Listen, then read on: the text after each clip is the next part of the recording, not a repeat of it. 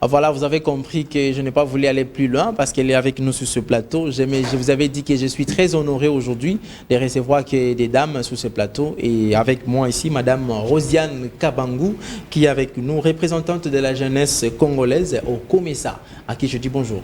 Bonjour, bonjour, merci bien. Vous allez très bien? Je vais très bien, merci. Alors je comprends que vous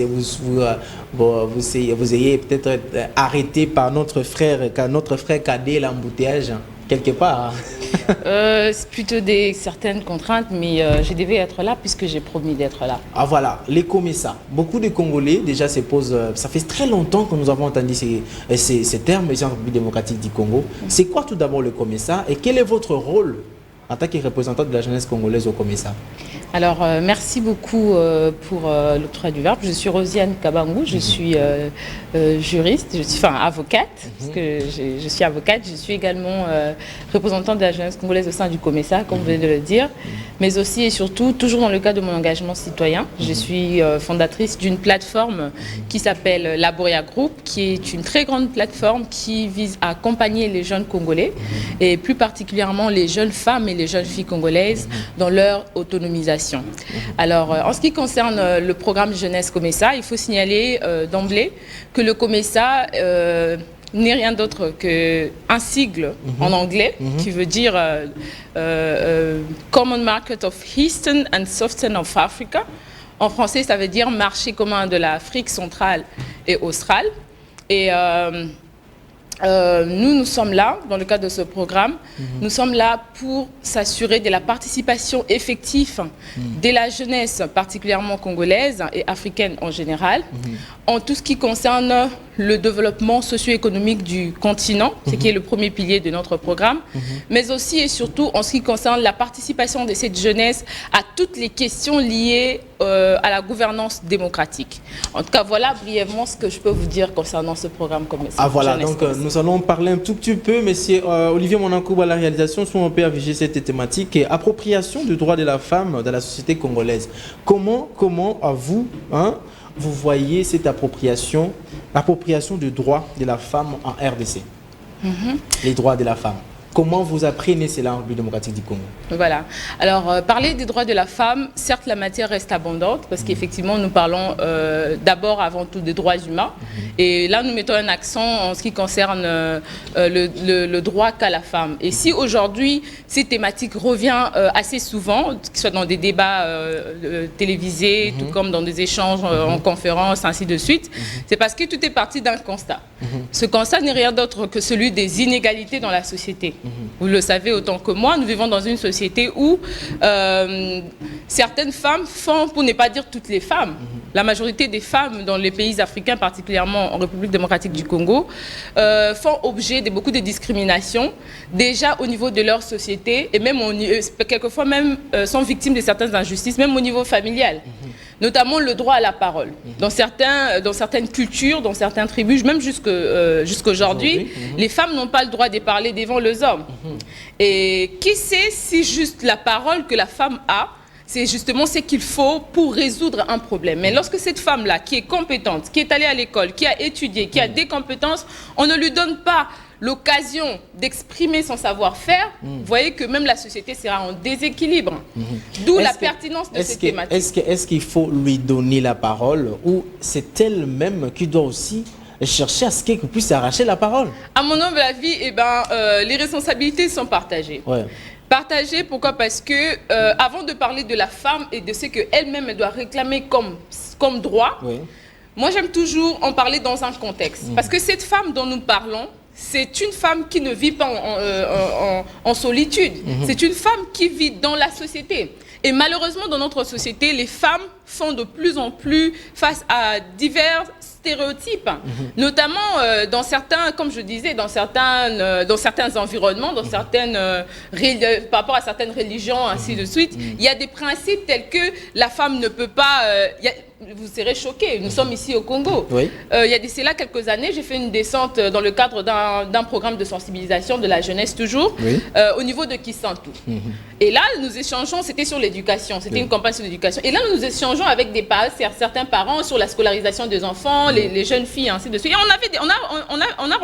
nous avons rencontré des parents qui nous disaient clairement que eux préféraient scolariser des hommes plutôt que des filles. Nous sommes au Congo, s'il vous plaît. Oui. Pour vous dire que ces inégalités dans la société existent, ces stéréotypes qui limitent la femme existent. Et c'est là, la femme doit être sensibilisée d'abord par rapport à ces stéréotypes. Une fois qu'elle est sensibilisée, il faudrait maintenant la former pour lui faire comprendre qu'elle a aussi un rôle à jouer, l'encourager à être éduquée, à avoir des compétences nécessaires pour contribuer aussi au développement socio-économique. Est-ce que le mariage peut être aussi quelque chose, c'est-à-dire un blocage pour que la femme puisse se développer dans notre société? Franchement, j'aurais bien pu dire que oui, mais non, je n'oserais pas le dire. Oui. Tout simplement parce que nous vivons dans un monde où, d'une manière ou d'une autre, dans un milieu comme dans un autre, nous avons l'habitude de rencontrer des personnes. Certes, ces personnes ne sont pas nombreuses, mais le simple fait que ces personnes-là existent, cela nous pousse à croire que c'est possible d'être une femme avec une carrière brillante, mais également de briller dans son foyer. Dans son foyer. Oui, oui. Moi, par exemple, j'ai une mère qui a étudié. J'ai une mère qui a étudié. J'ai une mère qui a fait ses études. Elle travaille et tout. Mais elle a mis au monde 8 enfants. Ok. Et j'ai grandi dans cette famille-là. Vous êtes le fruit de cette famille-là. Voilà, je n'ai pas vu un déséquilibre. Okay. Et donc, pour moi, je crois et je continuerai à croire et je continuerai à exhorter les jeunes femmes à ne jamais penser que le mariage est en inadéquation avec sa carrière ou son émancipation ou son développement personnel. Mais seulement, il faut savoir faire la part de choses, savoir que quand vous êtes femme au foyer, vous devez savoir répondre aux besoins de votre mari, aux besoins de votre foyer, pour que cela ne puisse pas émietter vos responsabilités au niveau du travail. Okay. Parce que si vous ne savez pas faire la différence, c'est là souvent qu'on assiste à l'embroglio et ce qui fait qu'il y a un déséquilibre et finalement ça devient un peu compliqué. Mais tant que la femme sait faire la part de choses, elle sait créer un équilibre entre sa vie de famille, sa vie de couple et sa vie professionnelle, je pense qu'il n'y a jamais une adéquation et les femmes sont capables, elles regorgent plusieurs compétences, plusieurs atouts naturels de pouvoir... Vous savez, les hommes, parfois, quand vous avez plusieurs choses à faire, des fois, vous vous sentez assez submergé. Mais nous, les femmes, c'est dans notre nature humaine. Les femmes, nous avons l'habitude de gérer. Une femme, elle peut être entre 6h et 8h. Elle peut faire la vaisselle, elle fait la cuisine, elle fait la lessive, elle arrange la maison et tout ça. Alors que les hommes, demander à un homme de faire tout ça entre 6h et 8h, c'est peut-être trop lui demander. Et ils sont prêts à compter de bout de doigts les hommes qui sont capables ou qui prennent plaisir à le faire. Mais une femme qui sait qu'elle est femme au foyer, elle s'organise. Elle organise sa maison, elle organise les affaires de son mari.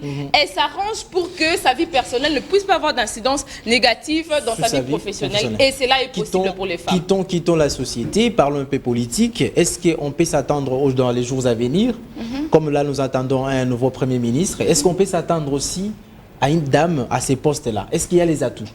D'ailleurs, lorsque vous parlez du poste et que vous parlez de la femme, je me demande, est-ce question de sexe ou question de compétence? Évidemment, vous conviendrez avec moi qu'il s'agit de questions de compétences. Et puisque les compétences n'ont pas de sexe, ça veut dire simplement qu'une femme peut bel et bien diriger ce pays au poste de Premier ministre. Voilà. Pourquoi pas? Et d'ailleurs, l'histoire nous renseigne que partout dans le monde, même dans les pays arabes, où nous savons tous que ce sont des pays assez protectionnistes, surtout de par la religion et tout, mais on a connu des femmes premier ministres dans des pays arabes, même ici en Afrique. Au Burundi, il y a eu une dame Premier ministre. Au Gabon, il y a eu une dame Premier ministre. En République centrafricaine, il y a eu une dame Premier ministre. Oui. Et pourquoi pas en République démocratique du Congo? Et moi, personnellement, je suis pertinemment persuadée que c'est possible que nous ayons une femme congolaise qui soit Premier ministre, puisque les femmes congolaises sont juste imbues de compétences. Elles sont remplies de compétences, elles sont talentueuses. J'ai eu l'occasion de diriger le réseau des jeunes femmes africaines, qui est Aouline RDC. Je suis vice-présidente de ce grand réseau, qui est l'initiative de la présidente honoraire du Libéria. Et en tant que vice-présidente, j'ai participé à l'une des activités dernièrement au Congo-Brazzaville avec le président Sassou. Là, par exemple, je me suis rendu compte que l'Afrique, en fait, regorgeait des femmes qui étaient tellement compétentes dans divers domaines, chacune de ces femmes-là avec un parcours exceptionnel. Et même ici au Congo, nous avons des femmes qui sont éminemment compétentes. Permettez-moi de mettre cette assise-là. Et donc, s'il est question des compétences, voilà, comme l'aurait souhaité tout citoyen congolais. Les femmes congolaises sont capables d'exercer ces fonctions-là, d'être Premier ministre. Mais seulement, si vous permettez, par cette question, j'aimerais également en même temps faire mon plaidoyer auprès du chef de l'État, du président de la République, Félix-Antoine Tshisekedi, qui est le premier citoyen congolais qui ne cesse en tout cas de faire de son mieux à travers les différentes initiatives et même à travers l'expression masculinité positive. Oui, il ne cesse de soutenir les femmes. Et moi, je pense que ceci est une occasion pour lui, puisque la nomination d'un Premier ministre, dont nous le savons tous, c'est là, au-delà de tout ce qui peut être dit, c'est là, regorge de la volonté d'abord du président de la République. Et donc, de ce fait, j'ai mis un souhait et en même temps un plaidoyer auprès de son Excellence, Monsieur le Président de la République, partout où vous êtes, si vous pouvez nous entendre, prière de nous donner l'occasion d'avoir dans ce pays une femme qui soit Premier ministre. Et c'est possible parce que vous savez combien les femmes sont compétentes, vous savez combien les femmes peuvent amener le meilleur d'elles-mêmes pour bâtir ce pays et donner aux femmes l'occasion d'assumer ce poste. Et croyez-moi, vous ne serez pas déçus. Ces services sont en train de nous suivre. Ils ont attendu votre plaidoyer. Comme vous êtes aussi avocat, vous avez plaidé pour ça. Mais je vais vous demander une chose, Madame Rosiane. La femme, apparemment, se sent quand même victimisée parfois. Qu'est-ce que vous pouvez recommander à ce que cette femme-là puisse jouir pleinement de ce droit et de cette émancipation dans notre société? Alors, ce que je peux conseiller aux femmes pour jouir pleinement de leurs droits dans la société, c'est juste 3 verbes. Voilà. Ce sont les 3 verbes que j'ai l'habitude, pour ceux qui, pour les habitués. Souvent, je le partage dans mes conférences ou dans mes masterclass que j'organise avec les femmes. Alors, j'aimerais vous partager 3 verbes. Si vous n'avez pas encore eu l'occasion d'écouter ou de participer à mes activités, vous pouvez saisir cette occasion justement pour maîtriser ces 3 verbes et vraiment le prendre avec vous pour que cela vous accompagne dans toute votre vie. Vous verrez qu'avec ces 3 verbes, vous allez changer votre perception de voir les choses, vous allez jouir pleinement de votre droit. Alors, le premier verbe, c'est le verbe s'informer. S'informer. S'informer. Ça veut dire, lorsque vous êtes femme, si vous voulez jouir pleinement de vos droits, vous devez vous informer d'abord sur quels sont ces droits que vous avez. Parce que c'est difficile pour quelqu'un qui ne connaît même pas ses propres droits de pouvoir le réclamer. Comment allez-vous réclamer un droit dont vous n'avez aucune connaissance? Donc, vous devez être constamment à la recherche de l'information. Sur quels sont vos droits, mais aussi sur vos compétences, sur ce que vous-même vous êtes capable de faire. Parce que nous avons ce beau pays, le Congo, qui est tellement grand, rien que la ville de Kinshasa représente la taille de plusieurs pays africains. C'est ça. Ouais, nous sommes un pays tellement grand qu'il y a tellement de domaines dans lesquels chacun de nous peut apporter sa contribution dans la construction de ce pays. Certaines femmes peuvent mieux contribuer dans l'environnement, d'autres plutôt dans l'agriculture et ainsi de suite. Voilà, alors, deuxième verbe. Hormis ce premier verbe relatif à la recherche de l'information, c'est-à-dire s'informer. Le deuxième verbe que j'aimerais partager aux femmes qui me suivent, qui aimeraient jouir pleinement de leurs droits, c'est le verbe se former. Nous entendons souvent, lorsqu'il s'agit de la parité, les hommes, bon, permettez-moi, vous êtes un homme, mais je vais le dire quand même comme ça. Je suis un homme genré, il faut le souligner. Ah, heureusement que c'est un homme genré. Souvent, les hommes nous disent, ben oui, vous parlez des femmes, mais on cherche les femmes compétentes et tout, elles ne sont pas là. Et d'ailleurs, nous vivons dans une société où une petite gaffe d'une femme peut donner lieu à tellement de moqueries. Voilà, mais on va tellement la massacrer. Alors que lorsque ce sont les hommes qui commettent des absurdités dans la société, tout de suite là, on essaie de couvrir et puis ça passe. Pour vous dire simplement qu'une femme qui veut jouir pleinement de ses droits doit être ouvert à la formation. Ça veut dire qu'elle doit avoir le désir de se former constamment. Et si je le dis, ce n'est pas juste un serment que je suis en train de faire, mais c'est parce que moi-même je le vis. Voilà, le troisième verbe pour chiter. Les femmes à se former constamment et à avoir les compétences nécessaires pour pouvoir jouir pleinement de leurs droits. Vous pouvez avoir le droit d'être Premier ministre, si vous n'avez pas les compétences, vous n'allez pas l'être. Voilà. Alors le dernier élément, c'est d'encourager les femmes à pouvoir former les autres. Ok. C'est-à-dire quand tu es transmettre une femme, alors transmettre la connaissance en fait. Voilà. Je résume ça par le verbe former. Ok. Transmettre la connaissance, ça veut dire quand vous êtes une femme, vous avez eu l'occasion d'atteindre certaines sphères de décision, vous avez eu l'occasion d'évoluer dans certains environnements. Faites de votre mieux pour qu'il y ait pérennité de vos actions. Beaucoup de femmes leaders, on a entendu dans le passé, elles ont fait ceci, elles ont fait cela. Mais si aujourd'hui vous demandez quelles sont les personnes que ces grandes femmes ont laissé ou que ces grandes femmes ont formé, parfois c'est difficile à trouver. Pour dire que moi, si j'étais formée comme ça, c'est grâce à telle dame qui m'a aidé. Donc les mentoring, c'est important. C'est-à-dire avoir aussi que les femmes c'est considéré aussi comme des mentors pour les autres femmes. Voilà, les femmes qui sont dans les différents postes de décision, les femmes qui ont réussi à avoir une certaine influence dans la société, doivent avoir cette volonté-là, cette libéralité de s'ouvrir à d'autres femmes plus jeunes pour les encadrer, les accompagner. Et c'est même ce que nous faisons aussi dans le cadre du programme Laboria, parce que nous venons de le lancer aussi ici, de le signaler ici. Nous venons de lancer dans le cadre de notre plateforme Laboria Group, qui est une plateforme, comme je l'ai dit au début, qui vise à accompagner les jeunes dans leur autonomisation à travers